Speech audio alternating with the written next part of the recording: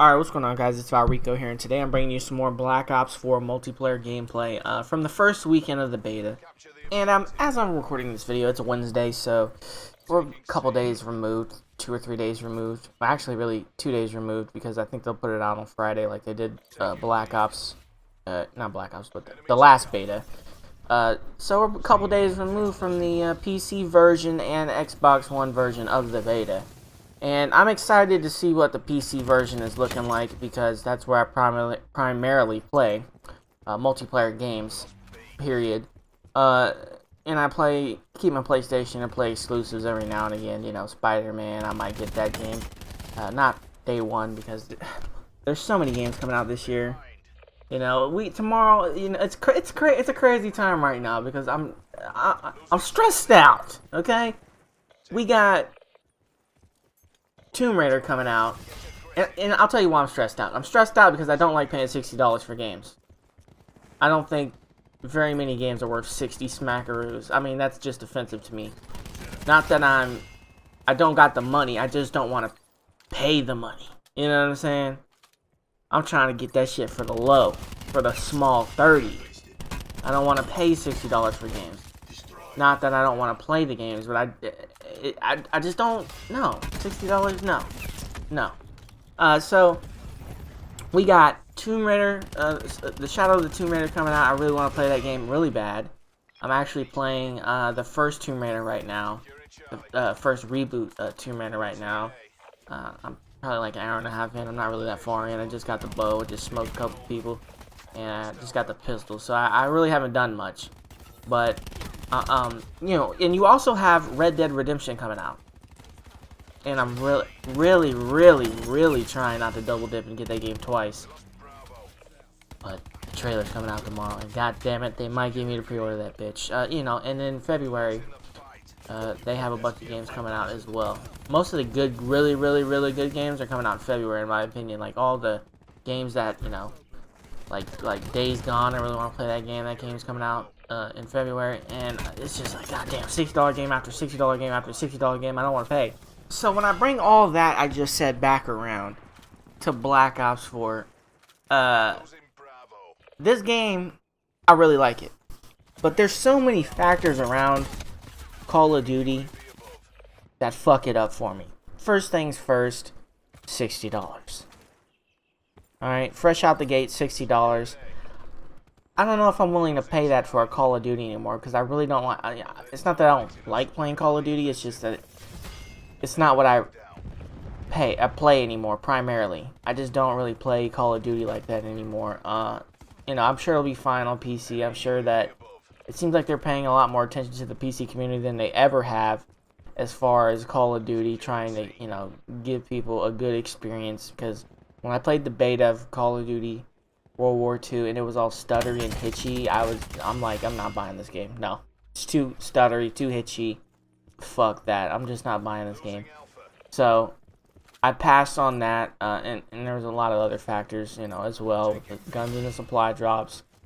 There's so many factors when it comes to buying an Activision product. It's ridiculous. And Activision does not get enough heat as fucking EA. It's unbelievable that motherfuckers are going in on EA, but Activision is the real devil. They're the original OG robbers and thieves. I mean, look at Destiny. Every time you turn around, they're hitting you with another $20 they need out of you. First of all, the game was $60. Then they hit you with another $20 expansion. Then another $20 expansion. You're already at $100 if you're playing Destiny from day one. Or Destiny 2. So, and then this Forsaken King or whatever the fuck, I don't even know what it's called. Forsaken, who gives a fuck? That's probably going to be $30. So you're already up to $130 to probably $40 for one game. That is ridiculous. For a game that doesn't even give you as much content as Fortnite does. That's hilarious. Don't make me giggle. Activision are the original devils. And nobody gives them, as, you know, the heat that they deserve. But they constantly attack EA. Alright, let's look at Battlefield 1.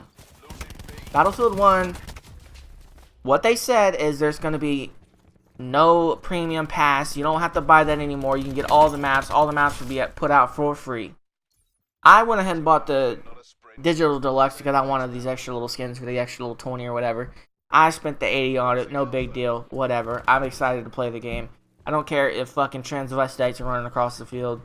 The gameplay of Battlefield is just fun to me. So, I can't wait to play it. Can't wait for that beta as well. And so, when you see Battlefield making the moves of making the maps free, and then you look at Call of Duty and they're still asking for $50 for a season pass, which is going to split up the community and make the matchmaking times way longer, that's trash. That's trash. I think some of these publishers underestimate the price of convenience. Let me break that down. Nobody wants to sit in a lobby for 5 minutes and try to find a match, a team deathmatch. You know, with the new maps equipped and shit like that. It just takes way too long. It's always been like that with Call of Duty. You know, a lot of people don't buy the maps. They just don't. And that is what it is. So it splits the community up and makes the map matchmaking times way longer. You know, I play Gears. I play Gears of War 4. And the matchmaking is already terrible. As much as I love that game, the matchmaking is terrible. It takes about a minute to find a team deathmatch. And sometimes the lobby crashes, so you gotta restart the matchmaking. So on estimations, most of the time it takes 2.5 minutes to, you know, finish a match and then start a brand new one. And that's entirely too long. That is entirely too long, especially when, you know, there are games out there that seamlessly transition to a new match easily. You know, like Battlefield 1, they just start another match. It is what it is. Call of Duty has a very swift, before the map packs come out, has a very swift matchmaking process, so it doesn't take long at all. But when you start putting maps behind paywalls, you start to split the community up, then it makes the matchmaking times way longer and it fucks everything up. So, like I said in my previous video on this beta, I think this is going to be the last year for this crap. I think that they're going to go heavy on the supply drops and just put a ton of skins in it. I think that they cannot put guns in it because nobody else is putting guns in their supply drops. That changed the balance of the game. It's literally only them for the most part. So I think if they do all that, Call of Duty will be back in top tier form. The game, like I said, plays really well. It's not a day one for me because you got to see how these motherfuckers are going to act. I've been burnt before. I was burnt on Black Ops 3, and that was the last time I was ever going to get burned by these sons of bitches ever again. Skipped Infinity Warfare, or whatever the fuck it was called. Actually did buy it on a sale just to get Call of Duty 4. And then they started putting guns in those supply drops, so they burned me again. And after that, I was like, fuck them. I'm not buying another Call of Duty ever again. Played Call of Duty World War II's story by any means necessary, and that's all I'll say about that. But they didn't get a fucking dime out of me on that game, and that's the bottom line, because Stone Cold said so. So with all that being said, I think my next video, this Call of Duty experience for the first weekend, I think I'll just have like 5 or 6 more video clips of gameplay from this weekend of playing Call of Duty. So and it was console footage, so I think I'm just going to combine it all into whatever it'll be, a 30-40 minute video, so you can have some raw gameplay, no commentary, just straight gameplay. I think one of my videos will have to be, I have to put some music over top of it, because the people that I was playing with, I don't want to put them out there like that. They don't even know that I upload videos, and one of them does, but the rest of them I don't think know that I upload videos, so I don't want to just, it's not like they said anything crazy, but I just don't want to put them out there like that without them knowing. That's not cool. That's foul. That's foul. So I'll put some music over that gameplay, but the rest of it was fine. You'll just hear raw gameplay, gunfire, and things of that nature. So hopefully you'll enjoy that video.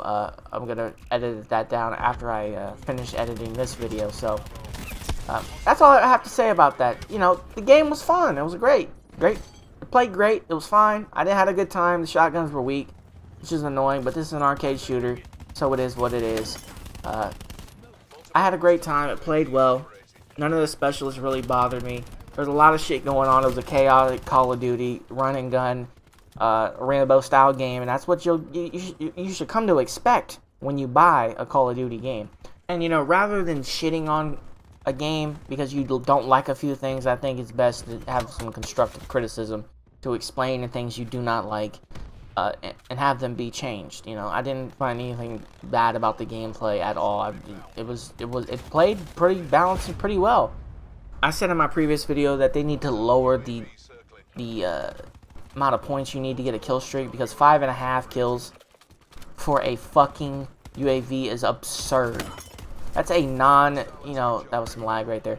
That's a non deadly kill streak. It's just a UAV, and at 5.5 kills, dude, that was a Predator missile on your way to a Harrier, on your way to a chopper gunner to get the nuke on Modern Warfare 2, and now we're talking about 5 kills for a UAV. That's absurd. So, you know, I think if they lowered that, the game would play a lot better. There'd be a lot more kill streaks going on, and that's what you live for. You live for the kill streak. That's what Call of Duty has been built on.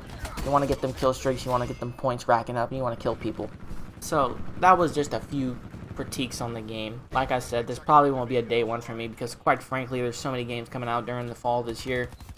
I just don't have time to play them all, you know, and enjoy them all. But eventually I will get the Call of Duty, and I will play it, most likely. We'll just have to see how they treat the supply drops. That's the most thing I'm concerned about. Don't put the guns in the supply drops. That's what ruins a Call of Duty experience. Get that shit out of here. I don't want to collect salvage. I think in the last Call of Duty they made it where, oh, you gotta collect salvage.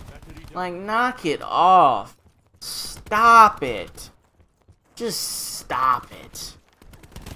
Don't put game-changing, game-balancing equipment in a supply drop. Like, enough already. Get your little skin money and go fuck yourself. You know what I'm saying? Enough already. But with that being said, hopefully you enjoyed the video. The video is pretty much coming to an end. This was a pretty good match.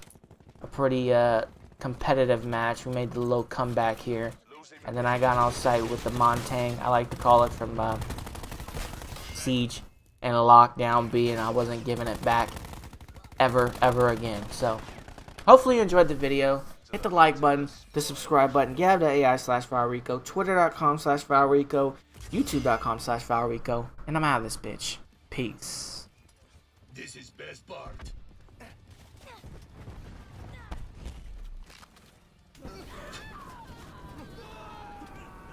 Enemies immolated.